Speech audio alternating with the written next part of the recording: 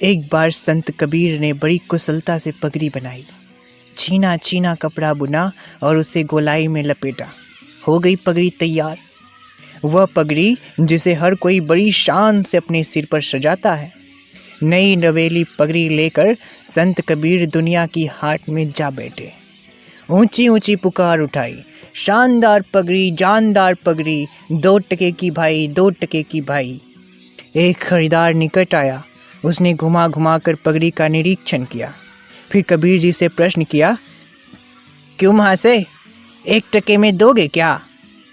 कबीर जी ने अस्वीकार कर दिया। ना भाई, 2 टके की है, 2 टके में ही सौदा होना चाहिए। खरीदार भी नट गया, पगड़ी छोड़कर आगे बढ़ गया। यही प्रतिक्रिया हर खरीदार की रही। सुबह से शाम हो गई। कबीर जी अपनी पगड़ी बगल में दबाकर खाली जेब वापस लौट आए। थके मांदे कदमों से घर आंगन में प्रवेश करने ही वाले थे कि तभी एक पड़ोसी से भेंट हो गई। उसकी दृष्टि पगड़ी पर पड़ गई।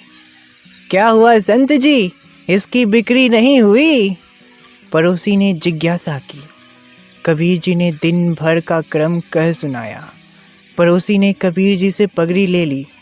आप इसे बेचने की सेवा मुझे दीजिए, मैं कल प्रातः ही बाजार जाऊंगा। अगली सुबह कबीर जी के पड़ोसी ने ऊंची ऊंची बोली लगाई, शानदार पगड़ी, जानदार पगड़ी, 8 टके की भाई, 8 टके की भाई। पहला खरीदार निकट आया, बोला, बड़ी महंगी पगड़ी है, दिखाना जरा। पगड़ी भी तो शानदार है, ऐसी और कहीं नहीं मिलेगी। ठीक दाम लगा दो भैया, चलो आपके लिए 60 टका लगा देते हैं। ये लो 6 टका, पगड़ी दे दो। 1 घंटे के भीतर भीतर पड़ोसी पगड़ी बेचकर वापस लौट आया। कबीर जी के चरणों में 6 टके अर्पित किए। पैसे देखकर कबीर जी के मुख से अनायास ही निकल पड़ा, सत्य गया पाताल में, झूठ रहा जग छाए, 2 टके की पगड़ी 6 टके में जाए।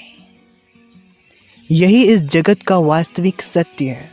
सत्य के पारखी इस जगत में बहुत कम होते हैं। संसार में अक्सर सत्य का सही मूल्य नहीं मिलता, लेकिन असत्य बहुत ज़्यादा कीमत पर बिकता है। इसीलिए कबीर ने कहा, सच्चे का कोई ग्राहक नाही, झूठा जगत पति जय जी।